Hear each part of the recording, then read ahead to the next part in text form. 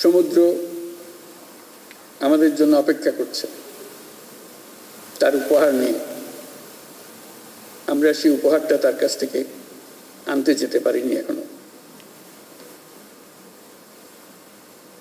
আমাদের জানতে হবে কি কি ধরনের মৎস্য সম্পদ এই সমুদ্রের পানির তলায় আছে। আমাদের বুঝতে হবে কেন আমরা এটা পারছি না। এই খাতটি আমাদের অর্থনীতির জন্য একটা নতুন বাংলাদেশ সৃষ্টি করতে পারে। এটা আমাদের দেশেরই অংশ। আমরা শুধু জমির অংশটা জানি, পানির অংশটার প্রতি আমাদের কোনো দৃষ্টি নাই।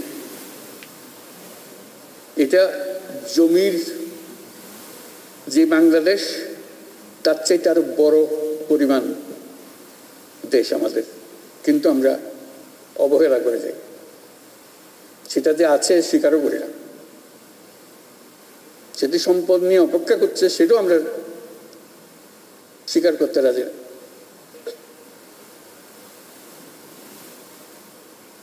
আমাদের বঙ্গোপসাগরে সুষ্ঠু জরিপ পরিচালনা করে গভীর সমুদ্রে মাছ ধরার অঞ্চল চিহ্নিত করতে হবে।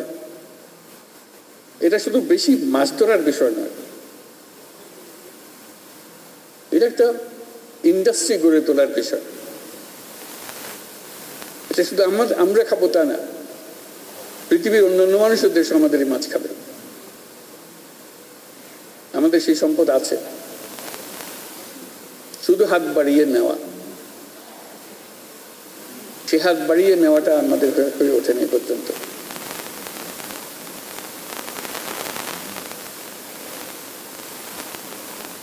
এর জন্য আমাদের গবেষণায় সক্রিয়ভাবে যুক্ত হতে হবে, আন্তর্জাতিক সম্মেলনের আয়োজন করতে হবে, যাতে বিশ্বমানের বিশেষজ্ঞদের চিন্তা ভাবনা অভিজ্ঞতা আমরা কাজে লাগাতে পারি। জলাশয় দূষণ, শস্য উৎপাদনে মাত্রাতিরিক্ত ও নিষিদ্ধ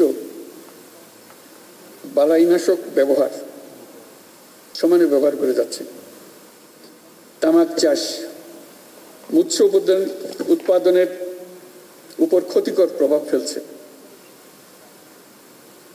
ক্ষতিকরটা খুব হালকাভাবে বললাম, মারাত্মক। এটা আমরাই করছি। এবং আজকে বিশেষ দিবসে আমরা শুধু স্মরণ করছি, তারপর আবার এখান থেকে বেরিয়ে বলে যাব। এবছর মৎস্য সপ্তাহ উদযাপন উপলক্ষে জাতীয় অর্থনীতিতে মৎস্য খাতে উল্লেখযোগ্য অবদানের জন্য আপনারা যারা 9টি ক্ষেত্রে স্বর্ণ, রৌপ্য, ব্রোঞ্জ পদক পেয়েছেন, তাদেরকে জাতির পক্ষ থেকে আমি আবারও অভিনন্দন জানাচ্ছি। আগামীতে আমাদের করণীয় সম্বন্ধে নিজের সিদ্ধান্ত নিতে পারি। অভ্যন্তরীণ চাহিদা পূরণের পাশাপাশি মাছের রপ্তানি বৃদ্ধির জন্য বাজার সম্প্রসারণ,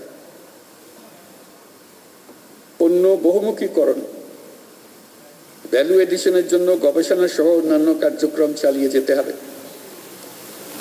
এ সকল কার্যক্রম বাস্তবায়নে সংশ্লিষ্ট সকল সরকারি দপ্তর, বেসরকারি সংগঠন, রপ্তানি ও আমদানিকারক প্রতিষ্ঠান, উন্নয়ন সহযোগী সংস্থাসমূহকে সম্মিলিতভাবে কাজ করার জন্য আহ্বান জানাচ্ছি।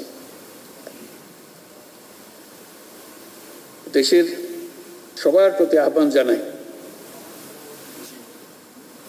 আমরা যেন